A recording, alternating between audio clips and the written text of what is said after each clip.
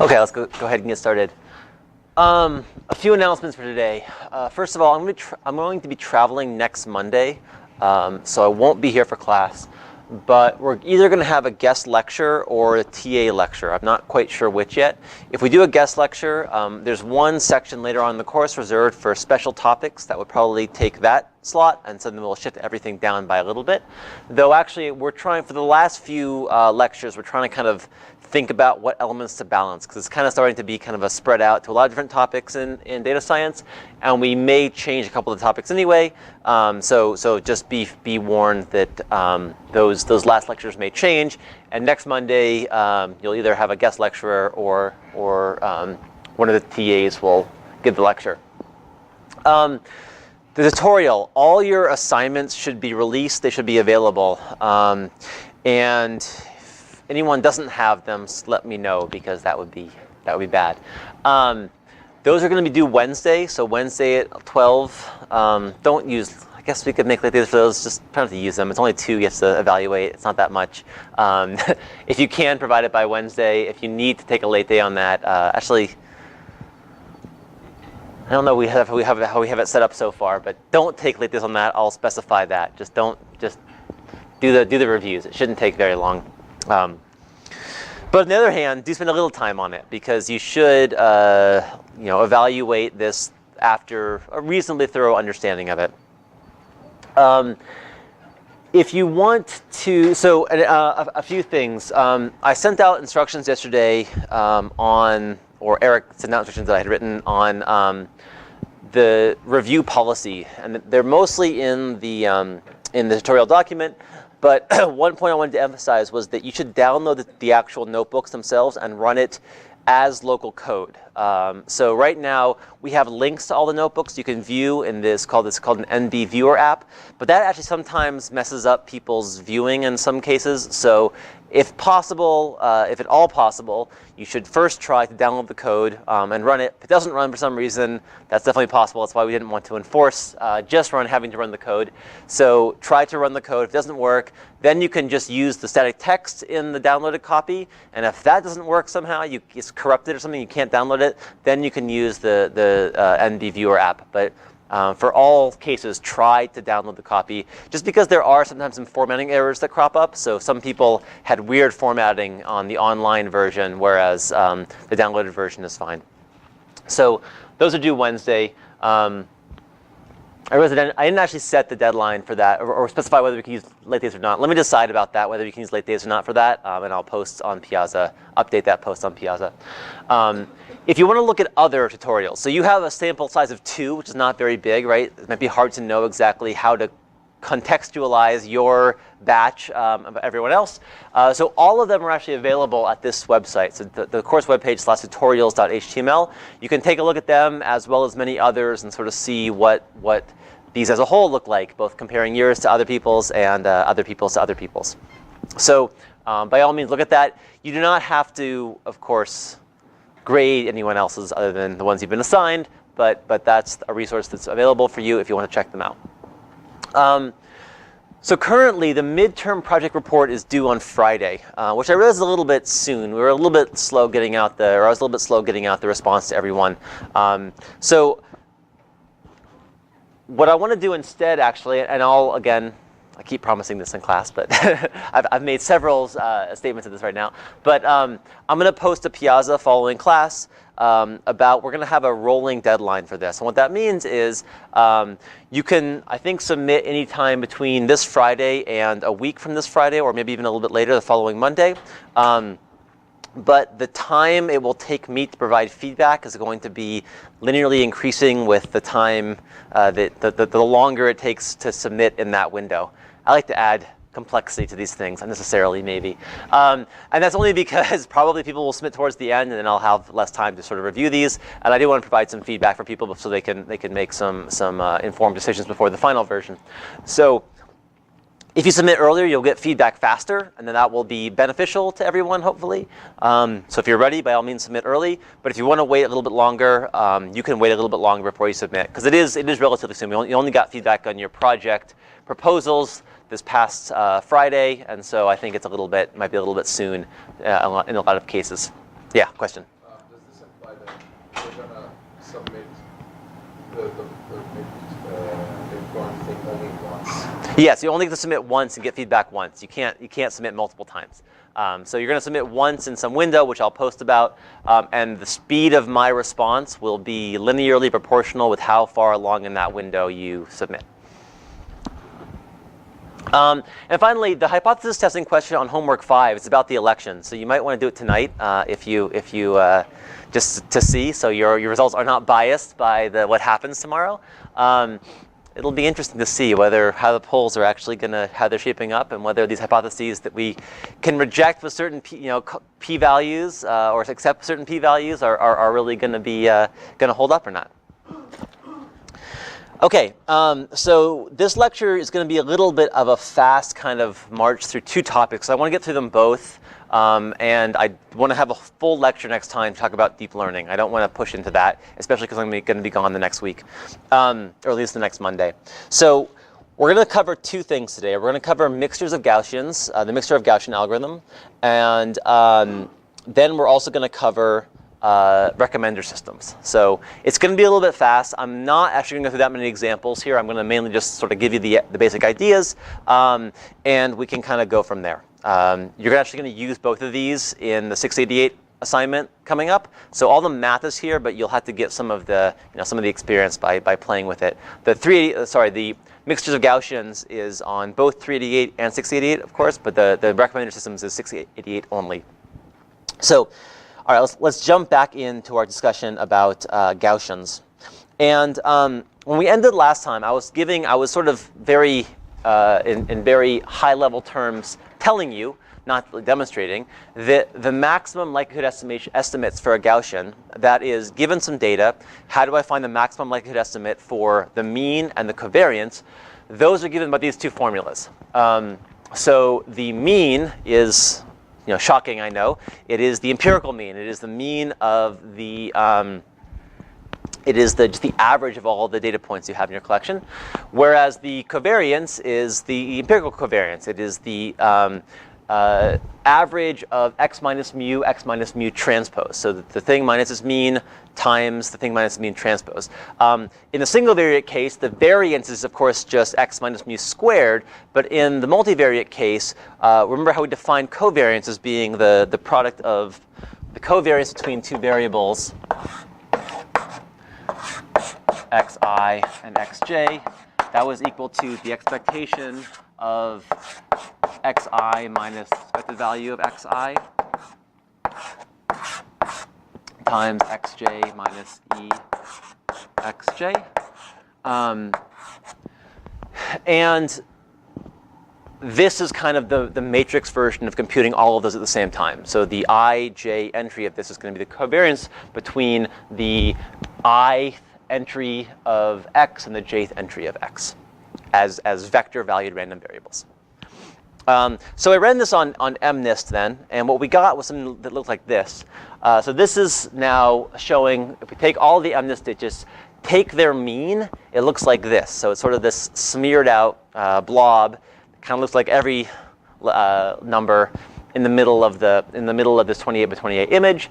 This image here is the empirical covariance. It's a little bit harder to really understand what that means graphically, especially because to show it in 2D, I have to then take all the pixels and stack them element by element. So you're not going to get too much out of this. But what you can kind of see here is that there are interesting patterns of sort of these banded shapes. And again, the sort of repeating pattern here is due to the fact that we have each vector here, essentially each sort of small 28-dimensional sub-element of that matrix. It corresponds to one column of that.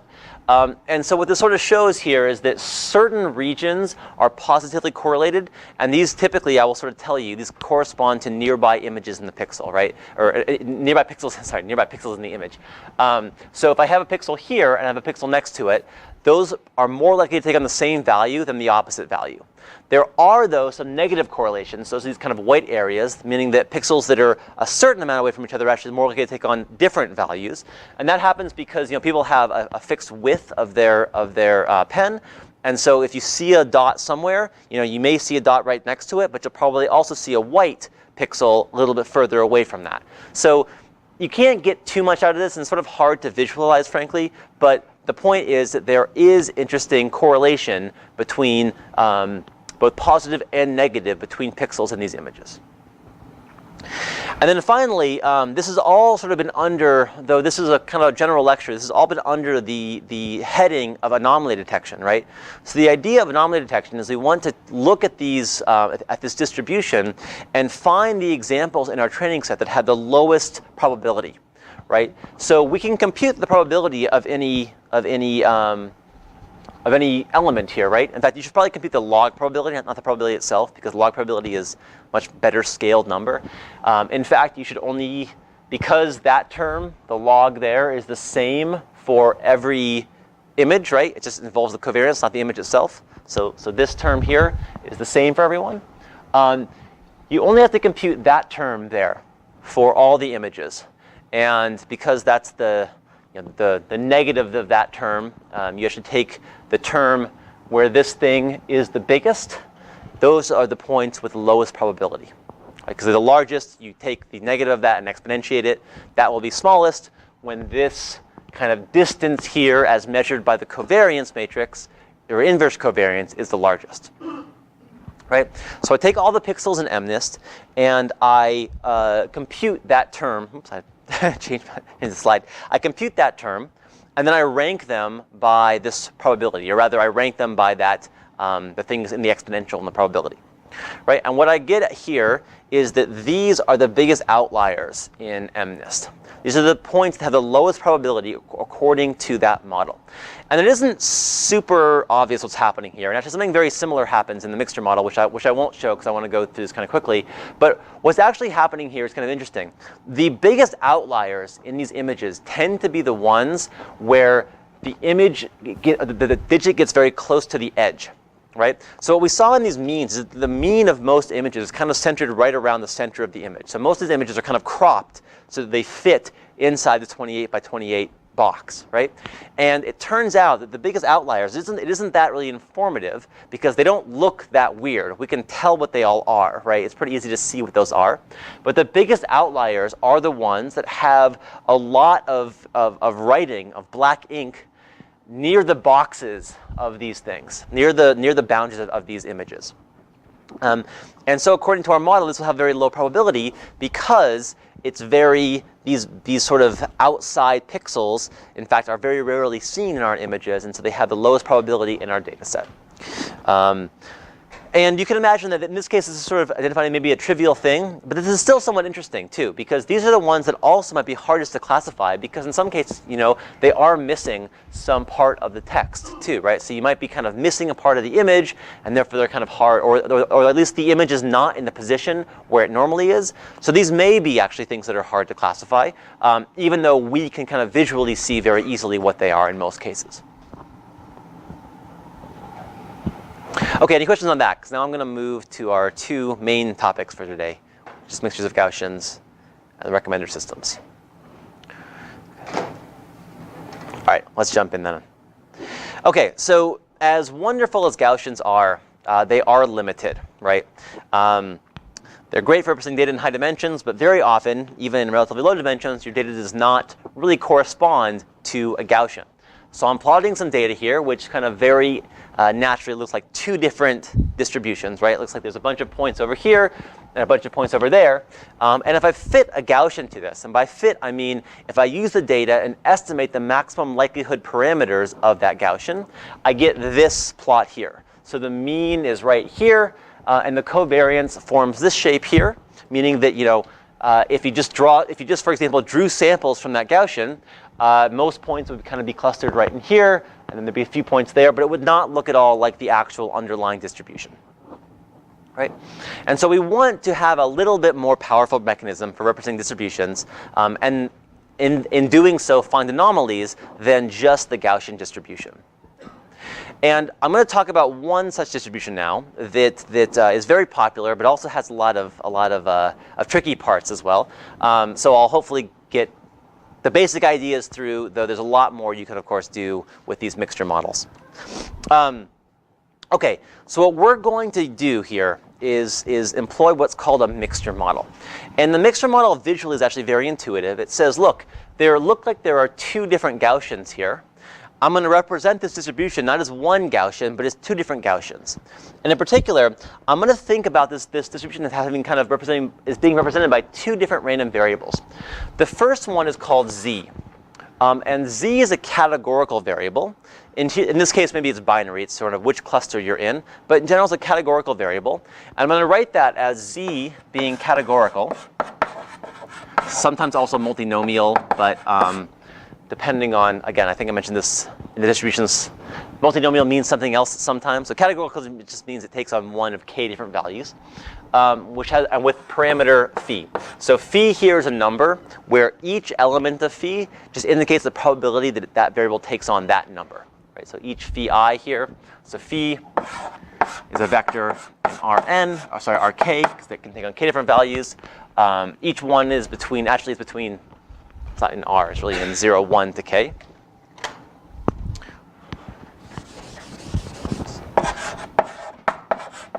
So you can take on values between 0 and 1, and they have to sum to 1, so this actually represents a valid distribution.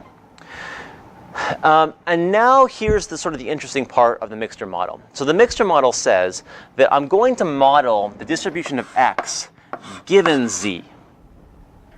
Okay? So what this says is I'm going to, for every possible value of my categorical variable, in other words, sort of my switching variable that picks which distribution I use, I'm going to think about a different Gaussian distribution. So this can be represented as a Gaussian with mean mu, but I'll say mu z because I'll indicate that z is the variable. Oops, that should be x is distributed according to this. Oh, sorry. X given z equals to little z. Again, my x given z equals little z. That the z here refers again to the random variable itself. Little z refers to individual values that variable takes on. So little z ranges from 1 to k.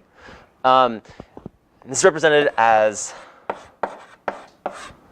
a normal distribution with mean mu z and covariance sigma z. And those are both just going to be normal distributions. These are all going to be normal distributions for every value of z. And if I want to think about the probability of x here, so remember, our distribution is ultimately just modeling the probability of x. It's not modeling, z's are just sort of imaginary hypothetical variables here. If I want to know my probability of z, I would just use the marginal rule and marginalization, and I would just sum over all possible values of z to find p of x. It's going to equal the sum of all little z here. The probability of x given, or x and little z, which just equals the probability, the sum of all z, probability of x given little z, probability of little z. And this thing, of course, is just a Gaussian distribution. So we can write this as the normal distribution of x, parameterized by mu z and sigma z. And this thing here is just going to be phi z. All right, so this is now, again, this is a distribution over x, just like a Gaussian was a distribution over x. What we've introduced here what are called hidden or latent variables, and those are the variables z. And these variables essentially say, I don't ever see what their actual value is. We'll get to this more in a second. I don't ever observe them, but we're going to hypothesize that there's some hidden variable there that basically chooses which of these different clusters we belong to, and once we picked that variable, we know the mean. We then believe that the data follows a Gaussian distribution. Any questions on this?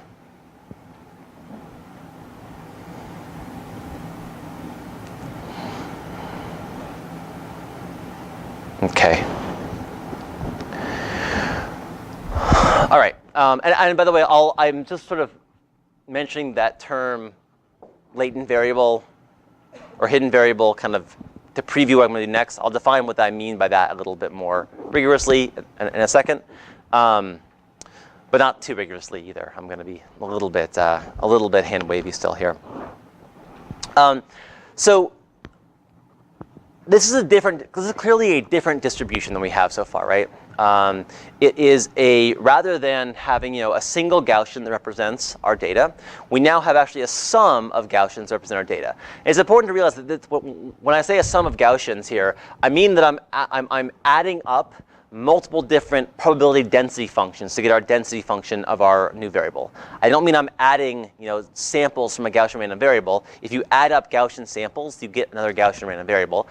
What the sum here really means is that I'm summing over different probability density functions with different mixture components, different sort of weights to them, and that's what the mixture of Gaussians refers to here. Yeah.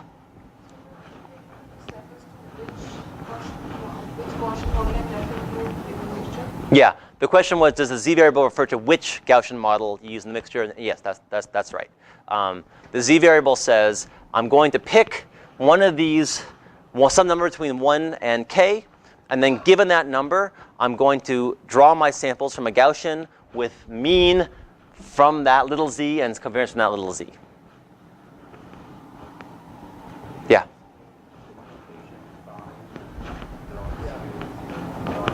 Oh yeah, this thing here. All right. Okay. Sorry. Yeah. Explain this notation. All I mean here is that phi is a real valued number between where each component. Sorry, it's a vector. It's a vector with k elements, each component being between 0 and 1. So really, this just means phi is an r to the k, and phi I is between 0 and 1. Maybe I should have just said that actually in the first place. That's the thing you're familiar with, so. Yeah. To understand what phi is impacting information, that that particular Gaussian model does not contribute to doesn't contribute to Sorry, the question was if phi is equal to 0, then yes, they would have no contribution from that Gaussian model into the final distribution, right? Because this term would just be 0, so you might as well not have it.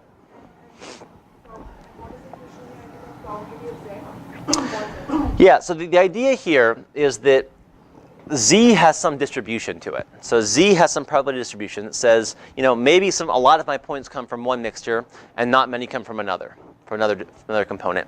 And the categorical variable z implies which element, how likely your data is to be drawn from any of these different models.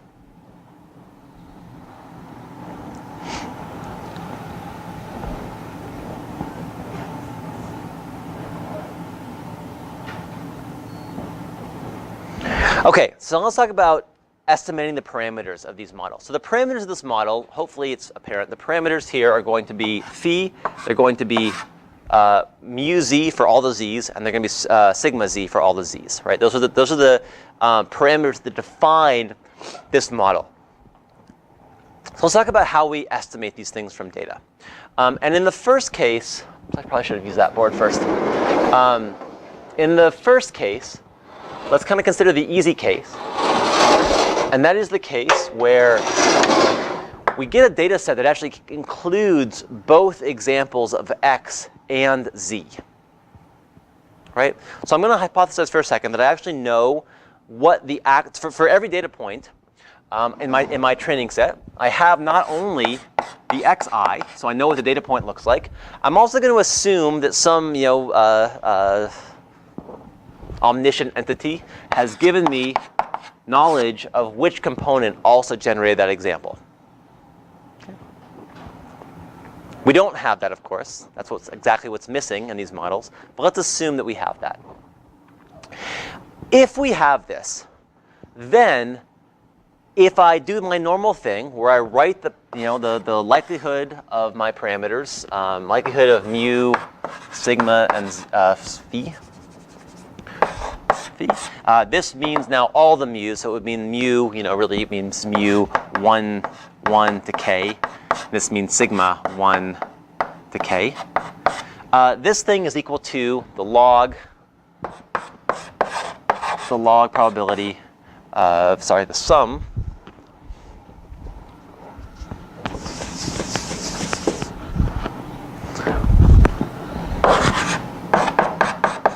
one to m. I have m data points of the log probability of my data point and the z value I observed given mu, sigma, and phi. And I'm not going to write this out.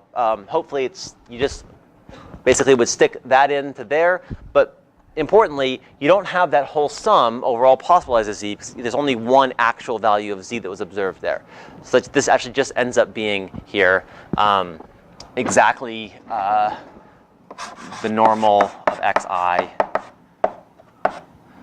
mu zi sigma zi. So what's the probability of that point given this normal distribution that we know it came from? And then what's the probability of zi? That's, sorry, this is this term here without the log. Okay.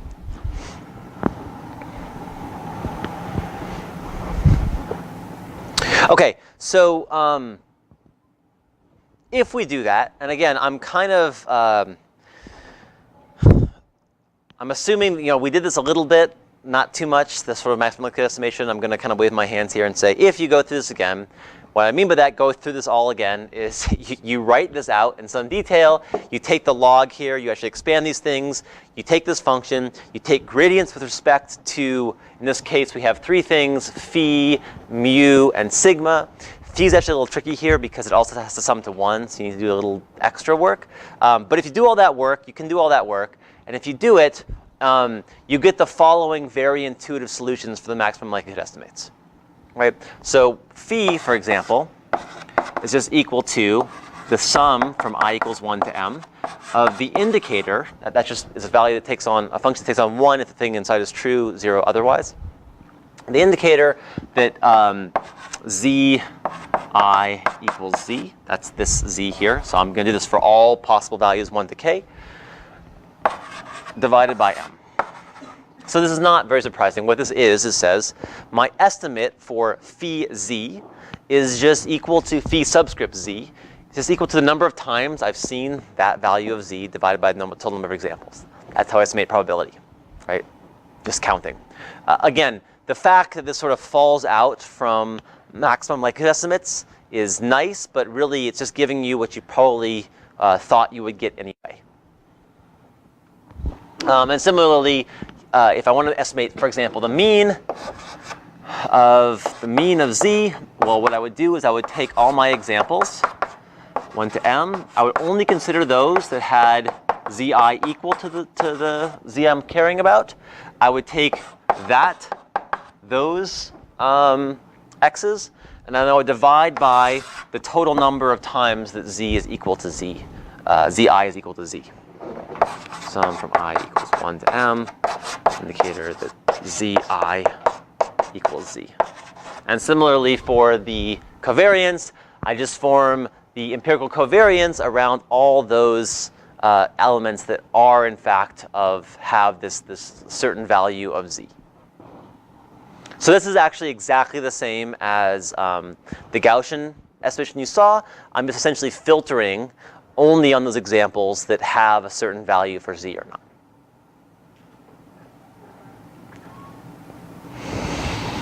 Okay, questions there?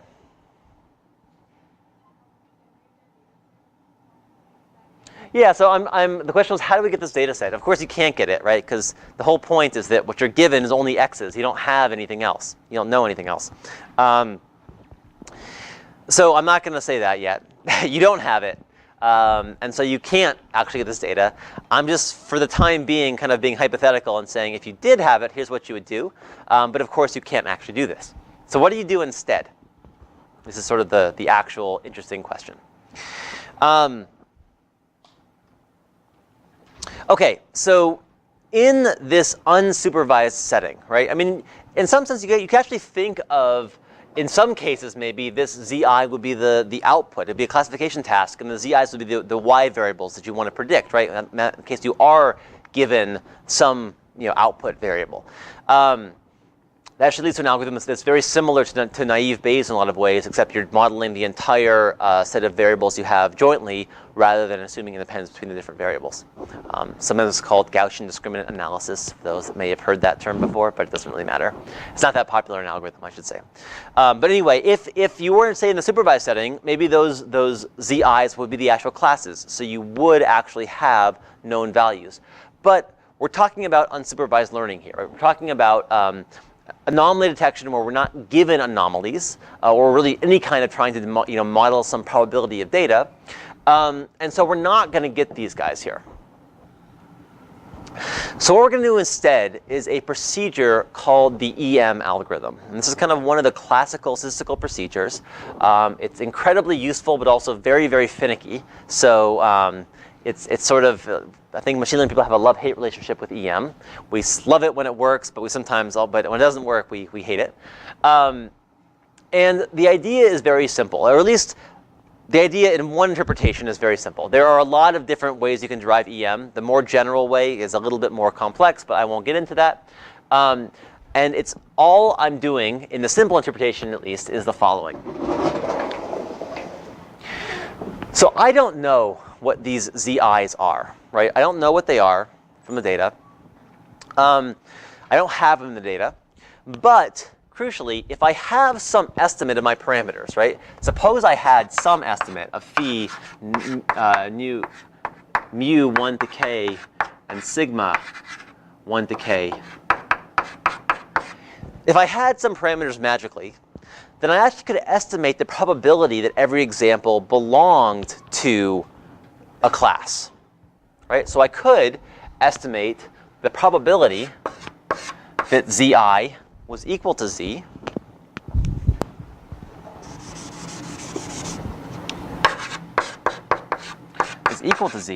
given what I do know, which is xi. And I'm going to write this now as parameterized because these are the parameters I know. Phi, mu, 1 to k, and sigma, 1 to k. Okay, I can compute that. And the way I compute that is I just use Bayes' rule. So I'm going to omit these terms here just for everything I have. Sort of, actually, maybe I won't omit those. I have this in the next slide, but I'll write it out here anyway. So this is just going to be equal to the probability of xi, probability of zi given this is just applying Bayes' rule here. Probability of xi given zi equals z, and all my parameters times the probability of zi equals z.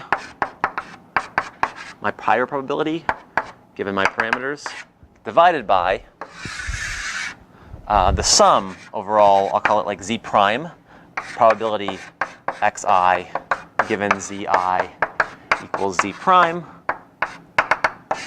and the probability zi equals z prime, given all my parameters. So that's an application of Bayes' rule. And what you'll note is that all these terms are things we can compute, right? Because this term here, this is just the Gaussian likelihood under the probability of under this z term. So using mu z and sigma z. This term is just phi of z. And similarly, all these terms are just sort of the denominator. That's just the sum of over all possible values of z prime of this term. So we can compute this. And what we're going to do in the EM algorithm is that we're going to do exactly the same as what we did up there. We're just going to replace our sort of known class, the fact that this is equal to this. We're going to replace these with this probability here, the probability that zi equals z given xi, and our parameters. And that's the EM algorithm. Now, importantly, we've introduced kind of a circular dependence here, right? Because what we're saying is that this probability, of course, depends on the parameters themselves. I mean, all these probabilities are going to be different if we have different values for the parameters. Similarly, I just sort of said, I'm going to use these things here to estimate the values of the parameters. So we've introduced kind of a cyclic dependence, right? And what the EM algorithm does is it just alternates these two steps. So the E and M stand for expectation and maximization. Expectation just means computing these probabilities here. We compute the probability of the latent or hidden variables given the data and using our current estimate of the parameters. Right? And the M step says, given those probability estimates, I'm going to re-estimate my parameters where I replace my indicator functions with probabilities that were generated in the previous step. And we just repeat this process until it converges. So if you want the reference here, here are in fact all the probabilities. So I just defined p hat I z basically as this thing, because this thing is cumbersome to write again and again. That's the probability of that example being equal to z, or that zi being equal to z given xi and all the parameters, which is equals this thing, which you can just write in terms of the actual expressions for those probability density functions. And then similarly, once you have those things, you can just estimate my parameters again, where I substitute in these p hat terms for where there used to be indicator functions. Yeah? It seems weird to me that our p hat is like, when you follow the equation reasoning all the way through, defined in terms of the Yeah. Yeah. So there's the circular dependence that I mentioned, right? There's this depends on the probabilities here, and this depends on that. So this is really an algorithmic expression. So you can, yeah, exactly. So the idea is this is the algorithmic description. It's not sort of it's not, you know, I guess at its fixed points will also hold, but that isn't very helpful, right? This is an algorithmic description saying that you set p hat to be equal to that thing. That is, given the current estimates of all the parameters, I compute all my p hats, I compute all my probabilities. Then I fix those probabilities and I re-estimate my parameters given those fixed probabilities. So at each step, I'm only estimating in the first step the p hats, and the M step, I'm only estimating the parameters themselves. Yeah, over there. Yeah, so what are initial estimates? That's a great question. That's the exact same problem, you remember, we had with k-means. When we were talking about k-means, how do we pick our initial points? And I said, well, you can pick them randomly. It turns out for this algorithm, it's pretty reasonable to pick your initial points to actually be k-means clusters. They end up being a pretty good set of initial points because I'll get to this in a second when I show things visually, but this is actually kind of very similar in a lot of ways to the k-means algorithm. So it's very common to initialize these using k-means, in fact, and that gives you typically better, and then you initialize k-means with k-means plus plus, and so you do this, you know, you have a long procedure here to actually get you the data you want. But the answer is that, like most of the rest of our unsupervised algorithms, this is an algorithm that is subject to local optima. So there is the possibility here that with different starting points for your parameters, you're going to end up with very different final estimates of those parameters, right? And of your probabilities, of course. And there's more. I mean, there's trivial ones, right, where you can always flip the values of k. I mean, it doesn't matter. Or sorry, of z. It doesn't matter which one's called 1, 2, and 3, right? If they're arbitrary, it doesn't really matter. But there are genuine different positions these will converge to. So if that happens, you may want to do the same tricks you use for k-means, like reinitialize randomly, like use k-means as initialization, all these other tricks that may help you, but they also may not help you.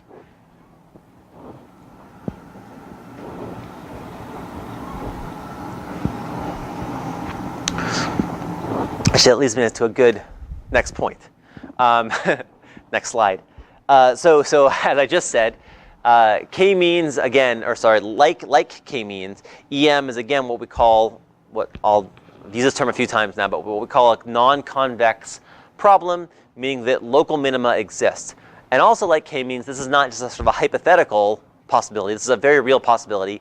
This is what prevents EM, I think, in a lot of cases, from working well in a lot of domains. It's very hard to find a suitable initial random point to give it good properties. And so the same heuristics as with k-means work. So by the way, you could use something like k-means plus plus to initialize them, or you can just use the output of k-means itself to initialize it. And we'll see kind of what this looks like in a second. So I'm only going to show data here kind of on toy data here. If you run on MNIST, you get something very similar to k-means actually, and the outliers don't look that different because still the thing that dominates the outliers are the text that happens on the edges. But I think these kind of pictures are useful for showing kind of what the algorithm is doing. And they're also very useful for contrasting what this is doing with what k-means is doing. So let's see what this actually looks like. OK, so here are our data points that we saw before, in fact. Here are data points from our two. They are in fact sampled from two different Gaussians that are spaced out a little bit apart. And we get a bunch of data points sampled from these two distributions here. Now, what I'm showing there is I'm showing my initial means and covariances. So they both actually have the same covariance, but they have different means. And here I'm actually not even selecting them randomly from data points. I'm just selecting them randomly in some space. So these are my two initial data points. What I'm showing in the red versus blue now is this is a color coding of this quantity right here, of the probability that the variable is equal to, it's probably the hidden variable is equal to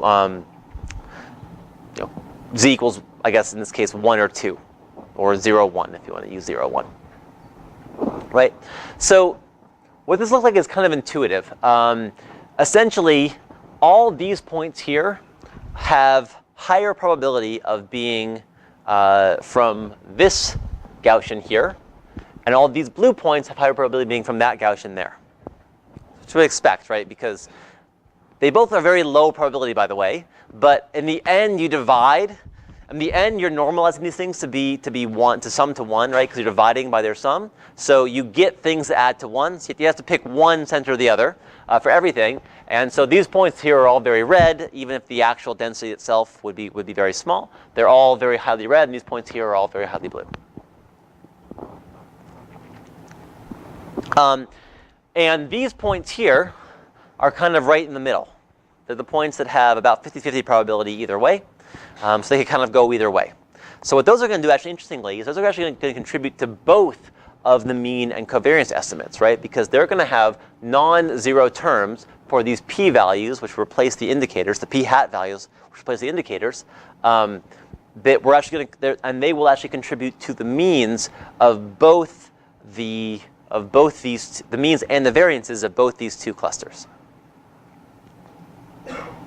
So we make one step now and we get this. So now I've re-optimized my distributions by fitting the mean and the covariance according to those formula, where I just replace the indicators with these p-hat terms.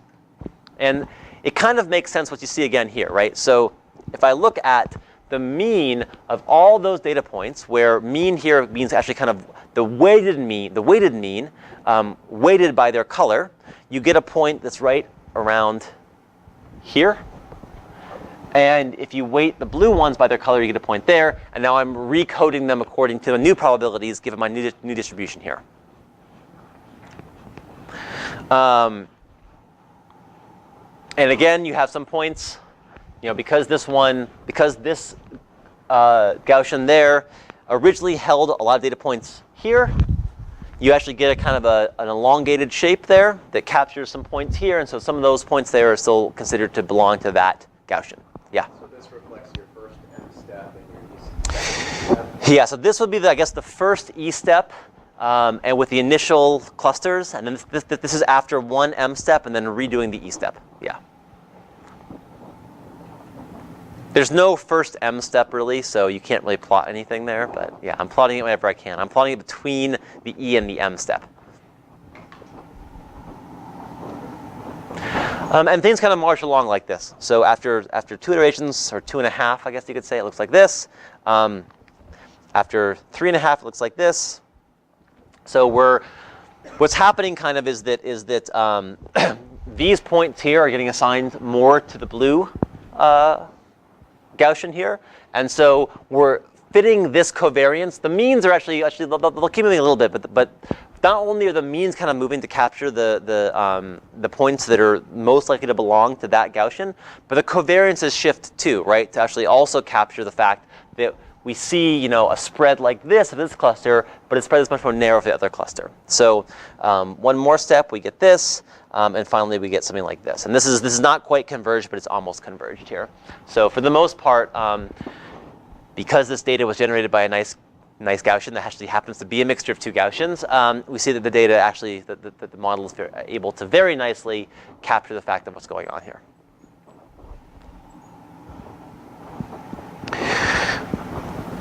But I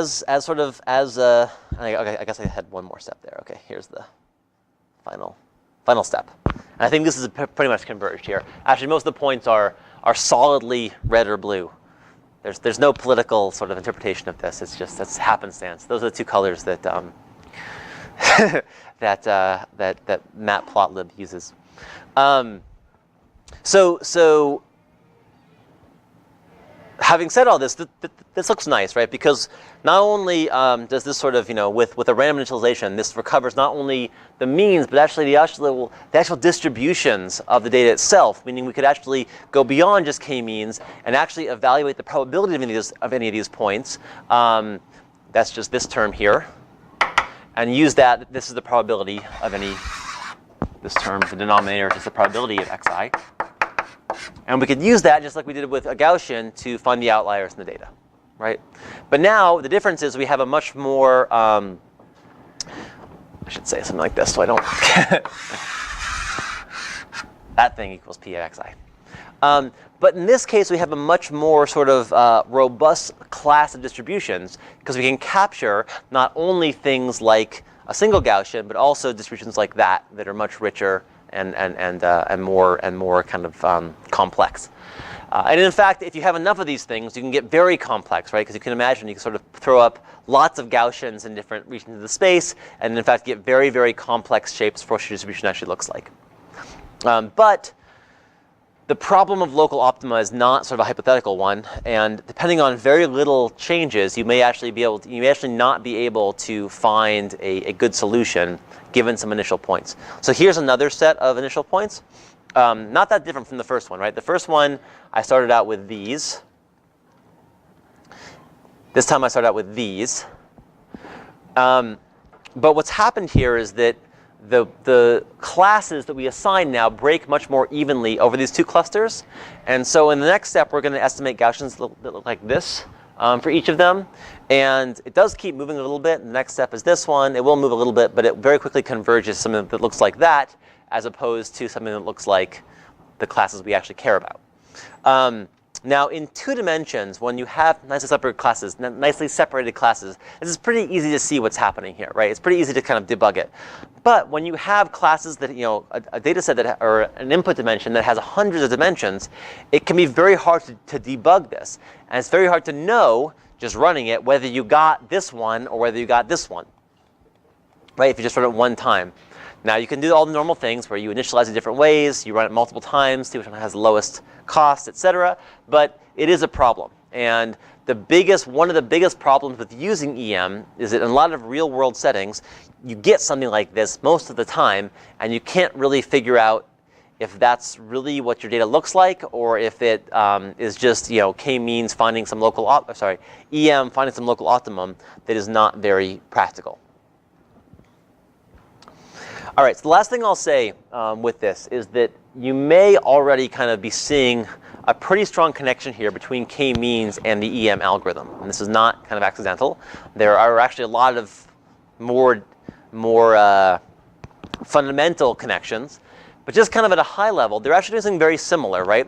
They are re-estimating the means of the data according to which data points are closest to one. It's just that in EM, you have kind of these soft assignments based upon probability instead of the hard assignments you have in k-means based upon whichever cluster you're closest to. You know, you have these white points here that kind of belong to each individually and therefore are factored into, say, the mean computation for each of them individually. You also have, rather than just fitting the means and estimating distance based upon Euclidean distance in the original space, you are estimating distance with respect to the inverse covariances of the Gaussian distribution that you are estimating as you go along. So the distance functions in themselves can actually be much more complex. And that is at least as far as we've gotten here, the main difference between k-means and the EM algorithm for the mixture of Gaussians. Before I end, I'll just say two quick things. So EM is a very general procedure. It is not limited to the mixture of Gaussians setting.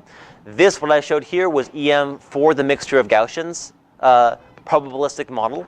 But you can think about actually EM for other models as well. And there may or may not be added complexities when you do that. So I've shown you a brief view of EM, but it is by no means kind of a thorough description here. Yeah. So how do you choose the 5 at the very beginning? So that sort of goes, and that's sort of a similar question, right, as how you pick the means. I just didn't tell you. So when you have k-means, right, if you initialize your mean and your covariance with k-means estimates, then you also will have, for each cluster that k-means has, the number of points that belong to that cluster. So you can just initialize phi to be the average probability that any point belongs to that cluster. In other words, just the number of points in that cluster divided by the total number of points would be the standard way of doing it with a k-means type initialization. But again, just like all the parameters, you can initialize them however you want. You can pick them randomly. That might work too. Yeah. Say that k-means is somehow going to go case with choose our probabilities like. So yeah, so good question. So the question is k-means kind of like a case, like some sort of case of EM? It's a little bit hard to. I mean, you can. It's a little bit hard because it has to be a distribution that. Sort of. What it is it would be something like EM, where you are forced to have a covariance that's always the identity because you just use Euclidean distance, and it's a very narrow peak distribution because you put all your weight on the one that's closest to it. So essentially, if I have, it's a bad distribution certainly, but if I have a distribution here around my mean, and here on another mean, then actually a point will be assigned, it's like just a little bit more over to this one, will actually be assigned probability that's only to this one because Gaussians tail off really quickly, and exponential to a big small number is even bigger than exponential to an even bigger smaller number. So it can be viewed like that, but I don't think it's a great way of viewing it because actually if you try to compute them then it'd be very ill conditioned. So don't do it that way, but you could think of it that way. Yeah. So in those visualizations, we're representing phi by the colors? No, I actually wasn't showing phi at all in those visualizations. So I could have had like a separate bar chart showing phi maybe, but I wasn't. I was actually. Phi is the probability that you, like kind of the prior probability that you fall into any class. So if and this is sort of a hard example because they're about evenly split, but if this cluster here had many fewer data points than the other one, then the other cluster would actually have a bigger phi value than this one. So if this one had only 10 data points, it would have a smaller phi because the prior probability of a point being drawn from that Gaussian would be considered smaller. And you need that because you need to be able to write this thing probabilistically in terms of all the quantities here. You can't apply Bayes' rule, right, if you don't have a prior probability. So you need to know the probability, some prior probability on this categorical variable. Also, so if you want to use the EM algorithm, you need to know how many Gaussians you have. Yeah, there's a lot. So the question was, you need to know how many Gaussians you have. And that question is actually exactly the same as how many clusters you use in k-means. In other words, there's no really good answer.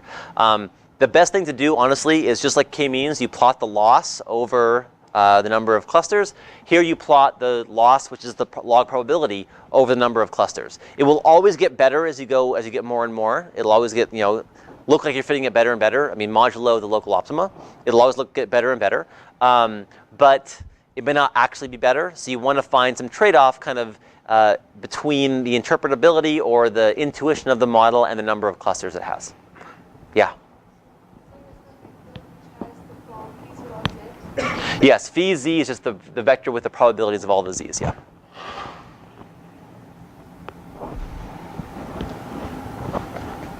Okay, so now and very quickly, and it's even okay to do it because I even made the title briefly recommender systems, because these are very valuable, and you'll have a homework assignment on, at least in 688, but they are somewhat tangential to a lot of data scientists, though actually some data science will work. If you work for maybe Netflix or Amazon, you'll spend a lot of time working on recommender systems, so they're worth mentioning as well.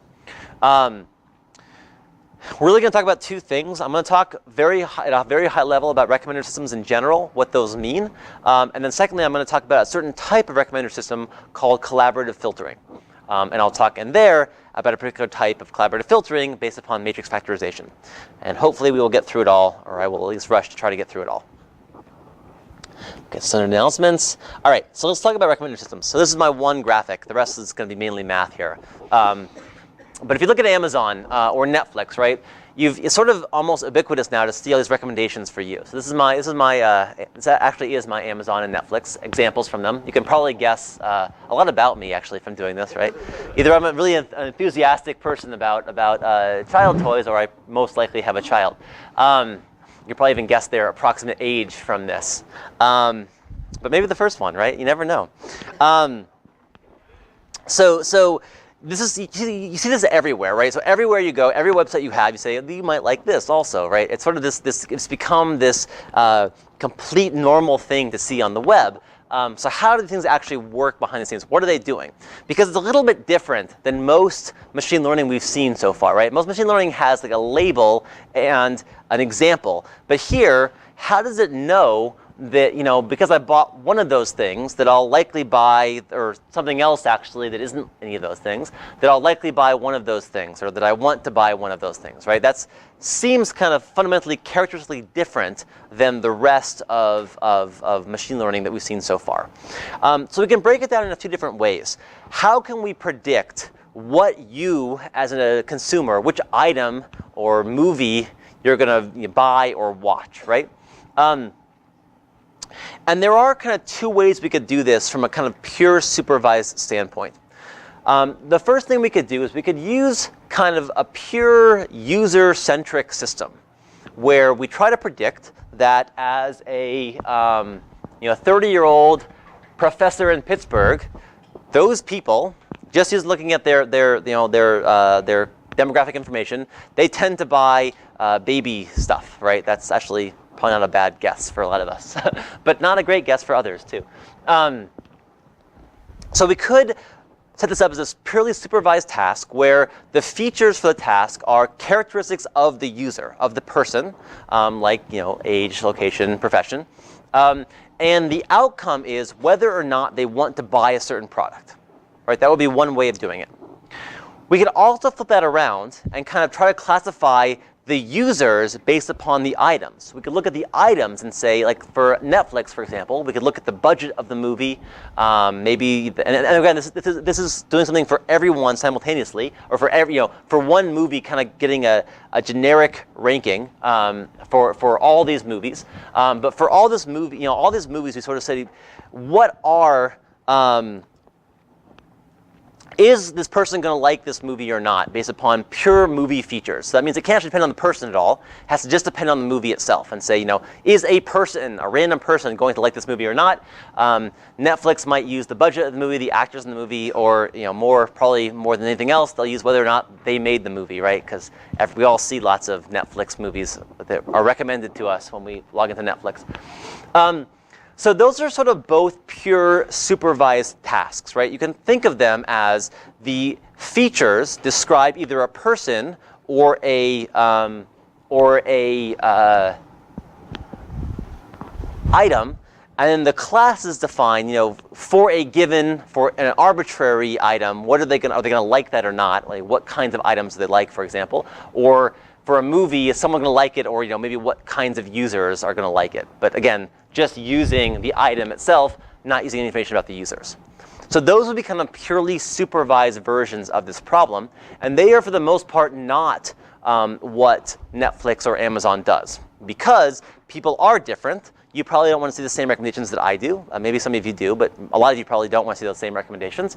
And so what we want to actually use is some combination of both user and item behavior. Sorry, user behavior and items.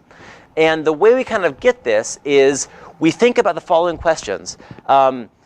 Which items are most similar? We can think about similarity in terms of items. So which items themselves, which movies or which toys are most similar to things that I've already either rated highly or maybe bought before?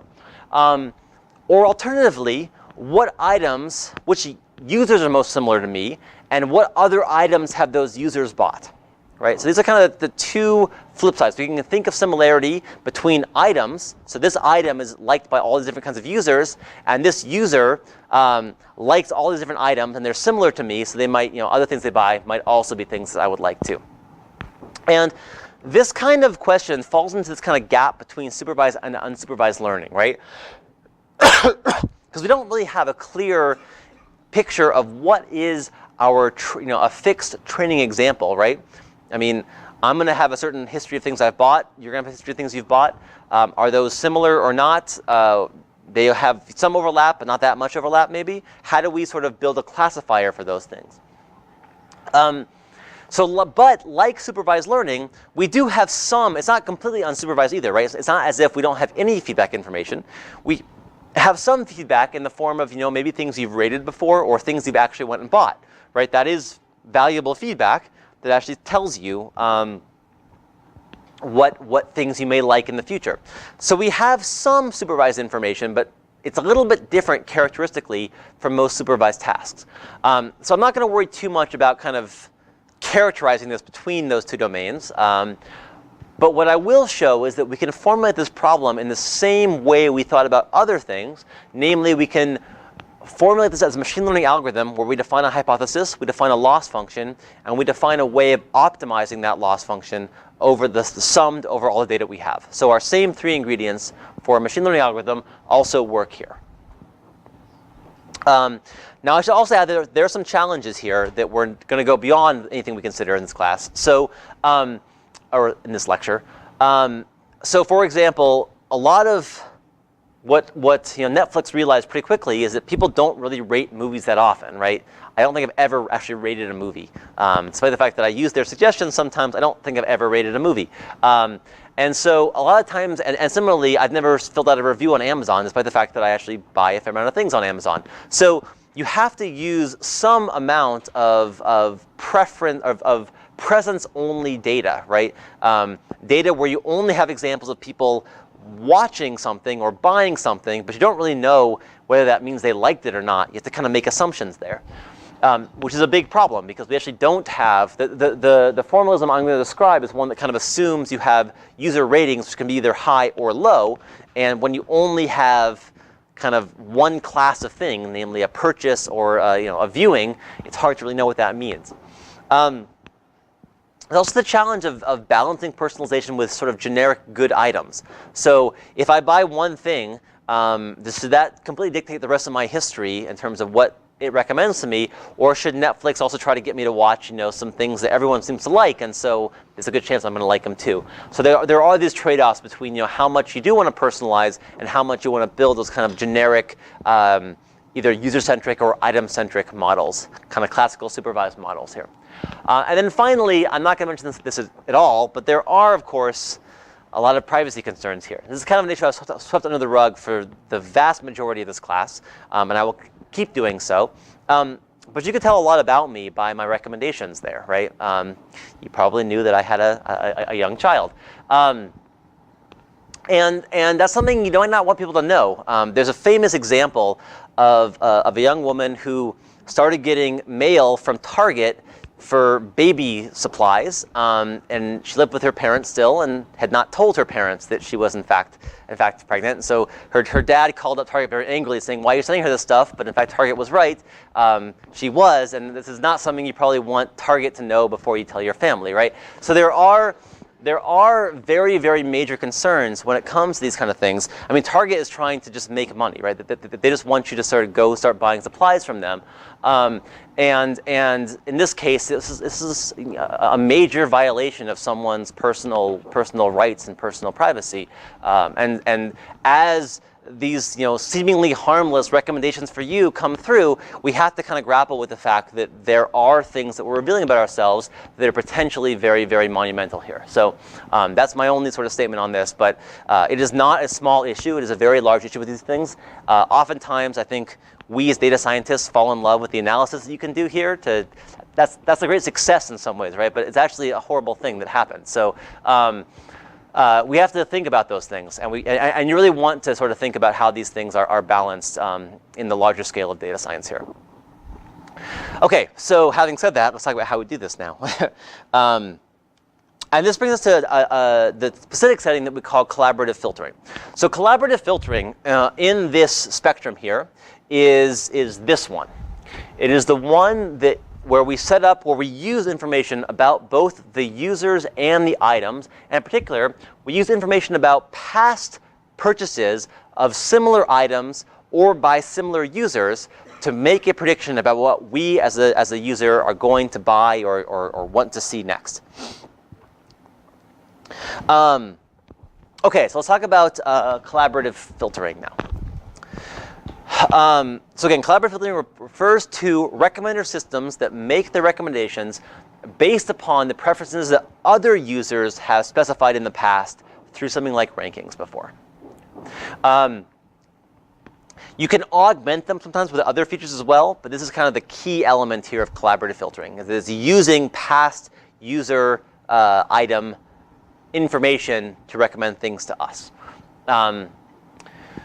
The name collaborative filtering kind of actually comes from a more controls perspective, where filtering filtering means kind of estimating your true state, and collaborative means we're using a lot of people's information to estimate your certain state.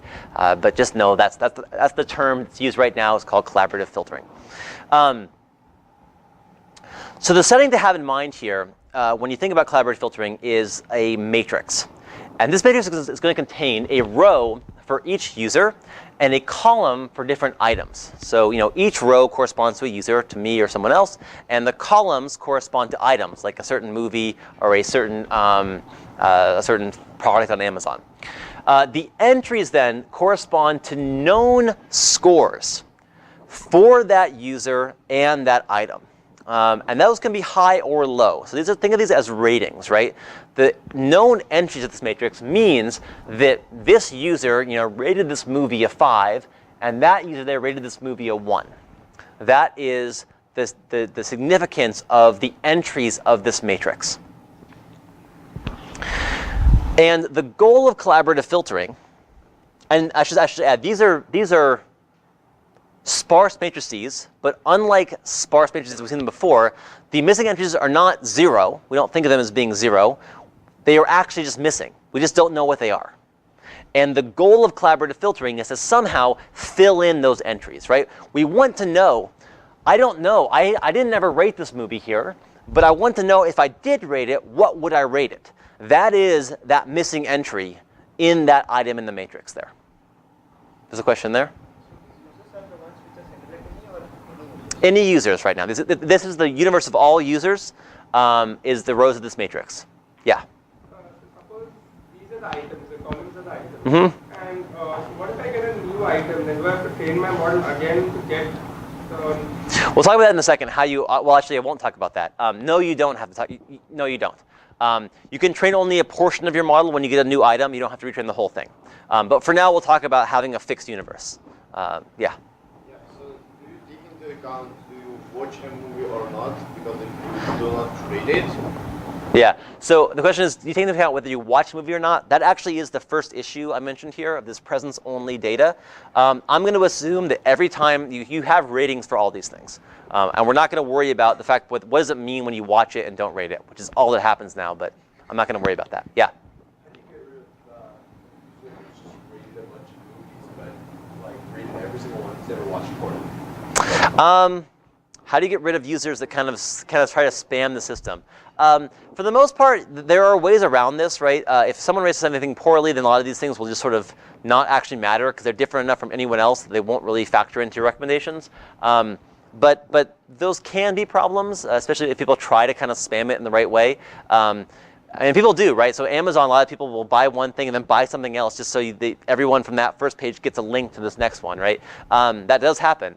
So you know, there are ways to kind of exploit this. Okay, so the goal again is going to be to fill in the missing entries somehow. And there are really 3 different approaches to collaborative filtering that people consider in the literature. And these are called, these break down into user, and there are more I should add, but this is kind of what people often, how they often categorize them. There are user-user approaches, and the idea there is you try to find similarities between users. So I'm going to look at the movies I've rated. I'm going to find other people where when we have both rated a movie, those ratings are close. So I'm going to find nearest neighbors, but only in the space of things where we both overlap. I'm going to look at my neighbors there, and then I'm going to look at the other things that they've rated that I have not rated, and use those as recommendations for how I might rate them.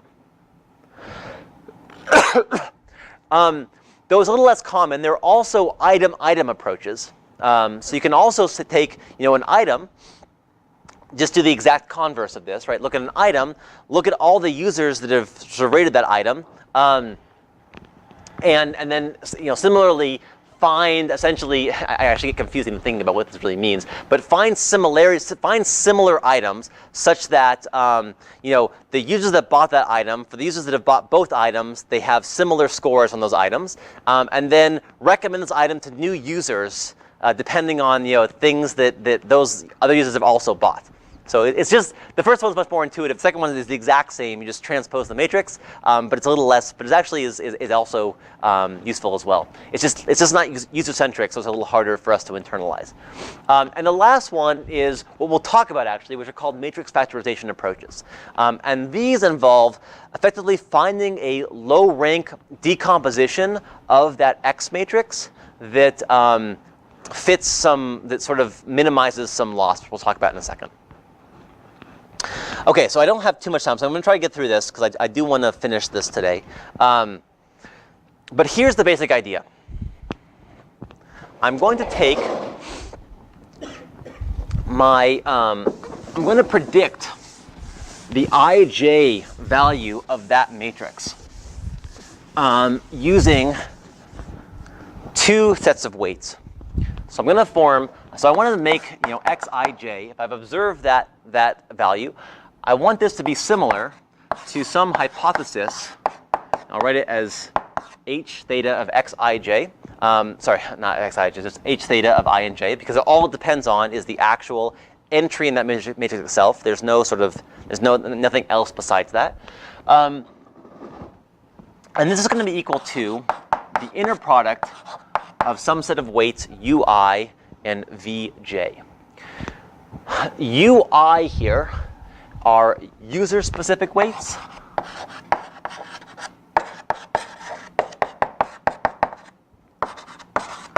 And they are k-dimensional. And vj here are item-specific weights.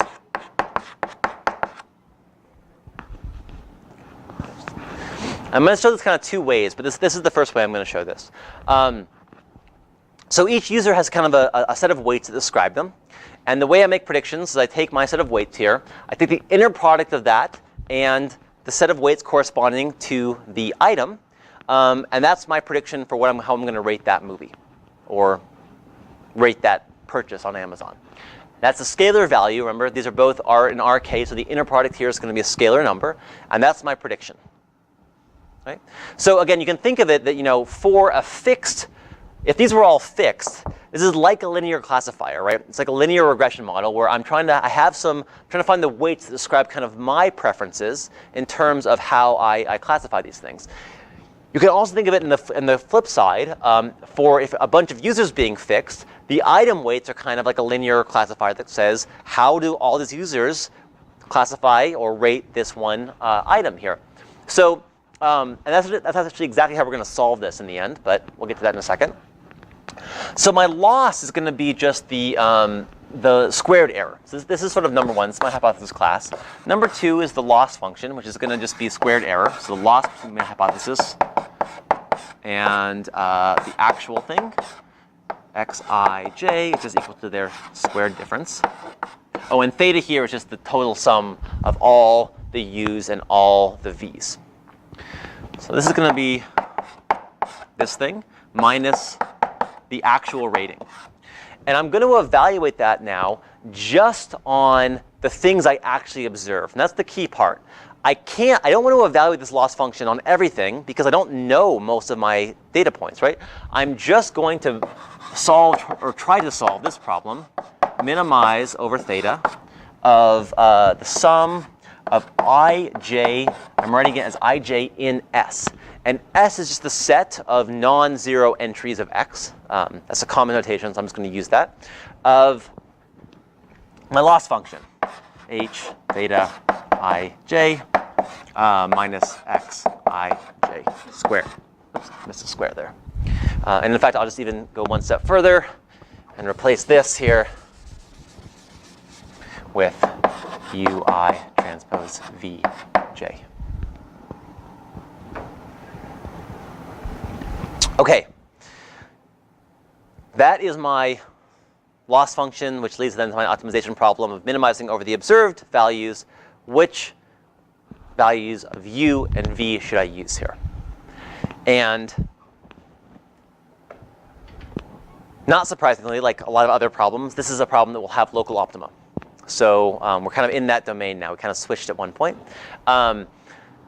So the key, the intuition here, and I have not too much time, so I'll just cover the intuition here, is that because these terms are both unknown initially, right? We're trying to estimate both of them.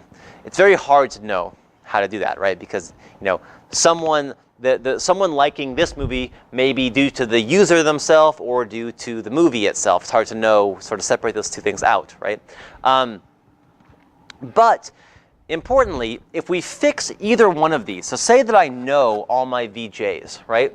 Then actually estimating UI would be just a least squares problem, right? This is just going to be a sum of all the UIs that are essentially sum over all the J's such that I, J's, and S, and I would officially form a least squares solution to that. And this is just written out kind of formally what the least squares solution to that problem is. So again, if I know VJ, it doesn't matter which order I do the inner product in, right? They're equivalent. So if I know VJ, then my function to minimize over UI looks identical to a least squares problem. So I can solve it using least squares. And the solution is just right here. The exact same thing, and I can do that for all the users, right? So for given a fixed set of item weights, VJ, I can find what UI is for all the users. I can optimize the user-specific weights, treating VJs as being fixed. Similarly, for U's being fixed, I can optimize all my item weights, V's, right? This is very similar, actually, to EM in some ways, right? You're fixing one set of things, and you're optimizing over the other, and you fix the other things, optimize over the other. So you'll actually go through this in the homework for the 688 students at least. But you just essentially repeat this. You solve first for all the U's, then you solve for all the V's, and you iterate between those two, and it hopefully converges to some point, and hopefully it's a good point. It may not be, but hopefully it is. Now, the last thing I'll kind of say is that it's important to think of this, I think, as its name, which is matrix factorization, right? So the idea here, a little bit more globally, this is sort of talking about term by term here, but a little bit more globally, what we're really doing here is we're taking this X matrix that we only know some entries of, and we're factorizing it. We're representing it as a product. We're saying that X is approximately equal to U times V, where U is a matrix of all the vectors, all the U vectors in the rows of U, and V is a matrix of all the V vectors in the columns of V. And that, you could think of, the ij element of xi is just going to be then the I element of U times inner product with the jth element of V, which is just what our hypothesis was. So we're representing it like this. where U is just a stacked thing of all, the UI transposes, and V similarly is just like that. But importantly, what we're doing here is we are only, and this I should say, again, it's a matrix that's going to be in M by K. So it's a K dimension, has K columns, whereas V would be in R to the K by N. I'm saying there are M users and N items here. But importantly, the important characteristic of collaborative filtering is that we only try to make this approximation hold on the observed entries of X. So though I didn't describe it this way, this actually contrasts with PCA.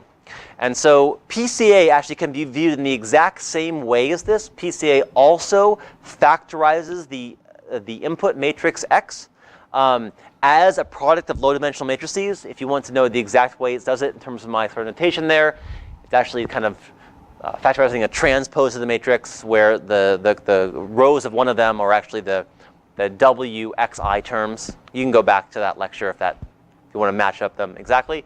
But the point being that actually PCA does the exact same thing as this. The difference, though, is that in PCA, all the entries of X are observed. And so the problem can actually be solved exactly with a eigenvalue decomposition or with a singular value decomposition. The alternative situation, matrix factorization for collaborative filtering, is that because some of those entries are unobserved, we actually cannot solve this problem exactly using an eigenvalue decomposition, and you have to resort to this alternating minimization to actually solve the problem. But at a high level, there's something very similar, just one has missing entries, whereas the other one does not have missing entries. Okay, that is all I have to say about recommender systems. Very, very brief, I know, but we'll get to deep learning next time, so we'll get a full lecture on that. And if you have questions, you can come ask me after right now. Quick question about the